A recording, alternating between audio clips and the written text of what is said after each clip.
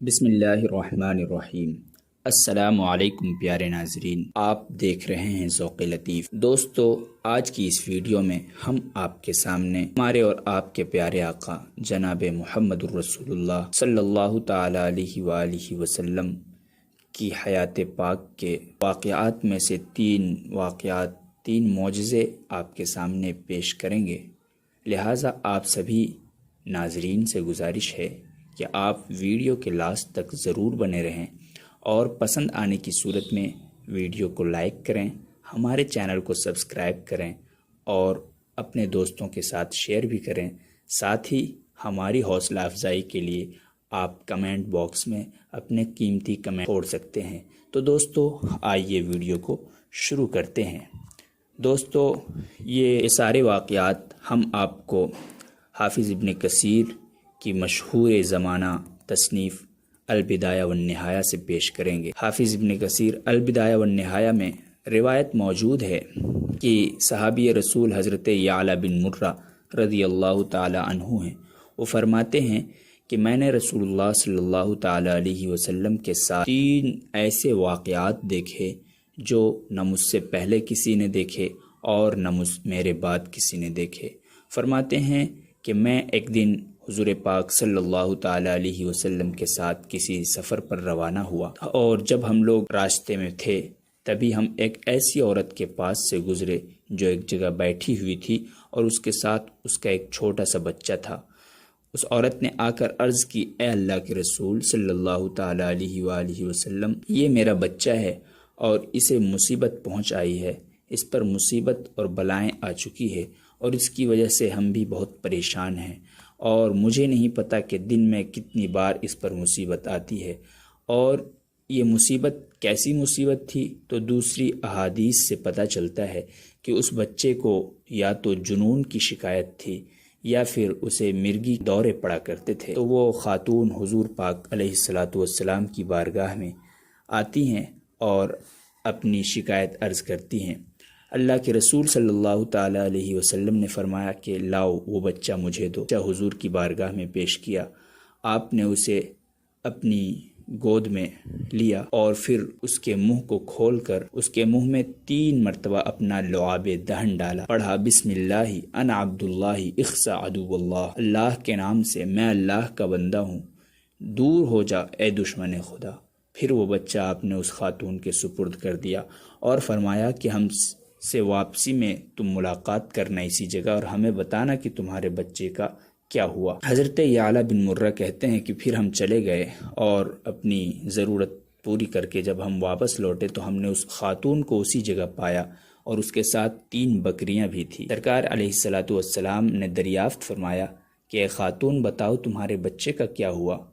اس خاتون نے عرض کی، یا رسول اللہ، قسم اس ذات کی جس نے آپ کو حق کے ساتھ فرمایا ہے، میں نے اب تک پھر ہم نے اس کی طرف سے کسی بھی برائی کا احساس ہمیں نہیں ہوا ہے، اور اللہ کے فضل سے آپ کی دعا سے آپ کے لعاب دہن کی برکت سے اللہ تبارک و تعالی نے ہمارے بچے کو شفا عطا فرما دی ہے، اور میں آپ کی بارگاہ میں یہ بکریاں پیش کرتی ہوں، آپ انہیں قبول فرمائیں۔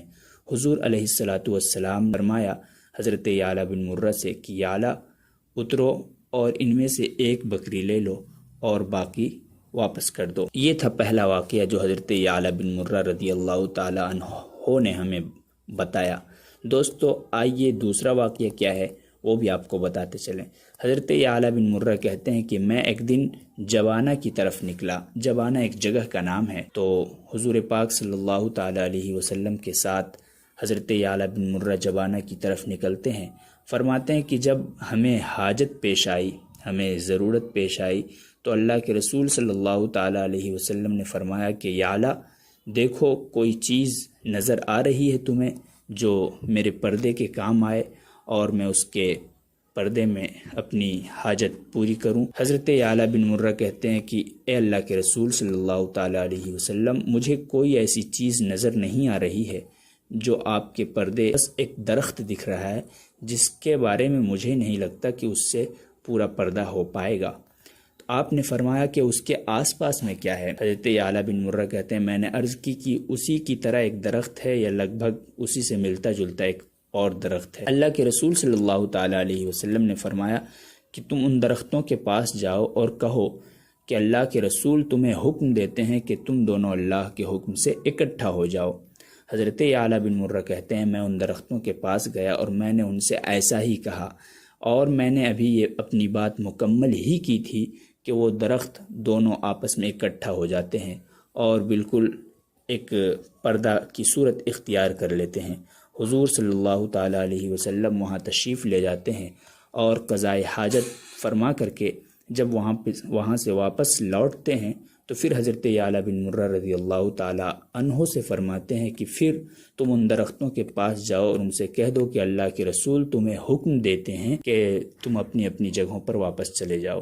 حضرت اعلیٰ کہتے ہیں میں نے دوبارہ جا کر درختوں سے ویسا ہی کہا اور میری بات ادھر پوری ہوئی اور ادھر وہ درخت پھر سے اپنی اپنی جگہوں پر واپس ہو گئے۔ سبحان اللہ، ماشاء اللہ، اللہ نے اپنے حبیب کو کیسی شانیں، کیسی عظمتیں اور کیسی رفعتیں عطا فرمائی ہے۔ دوستو، حضرت اعلیٰ بن مرہ مزید کہتے ہیں ایک اور واقعہ بیان کرتے ہوئے کہ ہم حضور پاک صلی اللہ تعالیٰ علیہ وسلم کے ساتھ بیٹھے ہوئے تھے، تبھی ایک اونٹ آیا اور اس نے اپنی گردن حضور صلی اللہ تعالیٰ علیہ وسلم کے قدموں میں ڈال دی اور اس کی آنکھوں سے آنسو بہہ رہے تھے۔ اللہ کے رسول صلی اللہ تعالیٰ علیہ وآلہ وسلم نے ارشاد فرمایا کہ یا اعلیٰ دیکھو اس اونٹ کا مالک کون ہے، ضرور اس کے ساتھ کوئی پریشانی ہے۔ حضرت اعلیٰ کہتے ہیں کہ میں اس کے مالک کی تلاش میں نکلا تو مجھے پتہ چلا کہ یہ ایک انصاری صحابی کا اونٹ ہے۔ میں نے انہیں بلا کر کے حضور کی بارگاہ میں پیش کیا۔ جب وہ آئے تو اللہ کے رسول صلی اللہ تعالیٰ علیہ وسلم نے فرمایا کہ بتاؤ تمہارے اونٹ کے ساتھ پریشانی کیا ہے؟ تو وہ صحابی عرض کرتے ہیں اللہ کی قسم مجھے پتہ نہیں کہ اس کے ساتھ کیا معاملہ ہے، لیکن ایک زمانے تک ہم نے اس سے کام لیا ہے اور ہم اس سے پانی ڈھویا کرتے تھے اور اپنے کھیتوں کو، اپنے باغوں کو سیراب کیا کرتے تھے، اور اب یہ اس سے عاجز ہو چکا ہے تو ہم نے کل رات آپس میں یہ مشورہ کیا کہ ہم اسے ذبح کر دیں اور اس کا گوشت تقسیم کر لیں۔ اللہ کے رسول صلی اللہ تعالیٰ علیہ وسلم نے فرمایا فلا تفعل هبه لی او بعنیہ، کہ تم ایسا نہ کرو بلکہ اسے مجھے ہبہ کر دو یا مجھ سے بیچ دو۔ وہ انصاری صحابی عرض کرتے ہیں یا رسول اللہ یہ آپ ہی کے لیے ہے اور میں نے آپ کو ہبہ کیا۔ حضور پاک صلی اللہ تعالیٰ علیہ وسلم اس پر صدقہ کے اونٹوں کا نشان لگاتے ہیں اور اسے صدقہ کے اونٹوں کے پاس بھیج دیتے ہیں۔ پیارے دوستو، آپ دیکھ رہے ہیں کہ اللہ کے رسول صلی اللہ تعالیٰ علیہ وسلم کی بارگاہ ایسی بارگاہ ہے جہاں طرح کی مصیبت زدہ مخلوق، چاہے وہ انسان ہو کہ حیوان ہو کہ جانور ہوں کہ پرندے ہوں، سب آ رہے ہیں اور اپنی ضرورتیں، اپنی حاجتیں، اپنی شکایتیں پیش کر رہے ہیں، اور اللہ کے رسول صلی اللہ تعالیٰ علیہ وسلم ان کی بلاؤں مصیبتوں کو دور فرما رہے ہیں اللہ کی دی ہوئی طاقت و قدرت سے۔ تو پیارے دوستو، یہ تھی نبی پاک صلی اللہ تعالیٰ علیہ وسلم کی حیات طیبہ کے واقعات میں سے کچھ واقعات تھے جو میں نے آپ کے سامنے پیش کیے۔ امید ہے کہ آپ کو بھی یہ واقعات پسند آئے ہوں گے۔ اگر ایسا ہی ہے تو آپ میرے ویڈیو کو لائک کریں، چینل کو سبسکرائب کریں، کمنٹ باکس میں کمنٹ بھی کریں، اور پھر مزید ویڈیوز کے لیے ہم آپ سے ملتے رہیں گے۔ فی الحال مجھے اجازت دیں، خدا حافظ۔